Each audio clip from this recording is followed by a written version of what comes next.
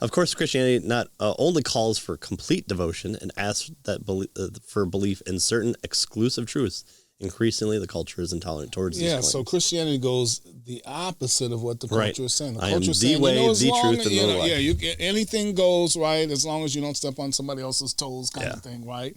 Christianity says, no, anything doesn't go, right? This is the truth, period, right? And so, wait a minute, right? There's an instant rebellion, right, as a result of our sin nature to somebody that says this, takes a stand like that. Right? It's Pilate asking, what is truth? And Jesus going, I am the truth. The result is mounting cynicism towards Christianity and eager acceptance of counterclaims that reject historic Christianity. And, the post 9/11, world has drawn more rise to this, and I think we've been a little bit flat-foot since not since then, but we're picking up steam again. I think we were a little bit more on the lazy side before then, and Josh McDowell can only write so many big tomes of evidences before demands our verdict. Right.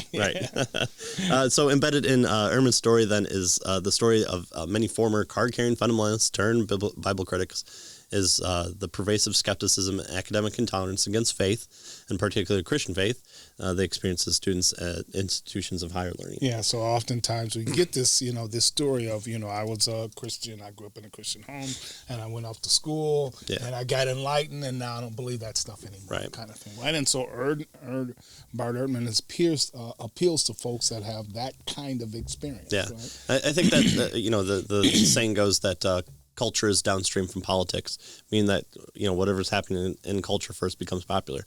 Well, I'm of the belief that that academics is downstream from culture, in that what you see in academia with things like the rise of critical race theory and that type of philosophy was popularized and pushed early in colleges and academic circles, and is only now leaching into culture and now leaching into politics. Right. It seems like the spread of that is not years anymore, but months. Right. It used to be where, the academia would kind of rule out this stuff. Yeah, try to. For lack of a better word, right? and so all the students and that sort of thing would buy into it, and then eventually it would trickle into the culture, and then really, become part of our political, view of things, right?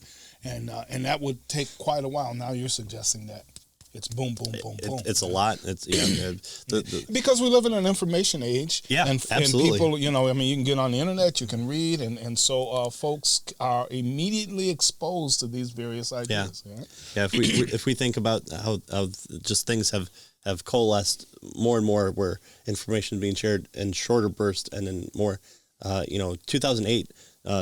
Twitter and Facebook were still in their infancy. I remember getting on Twitter the first time Twitter. and getting the wail of death.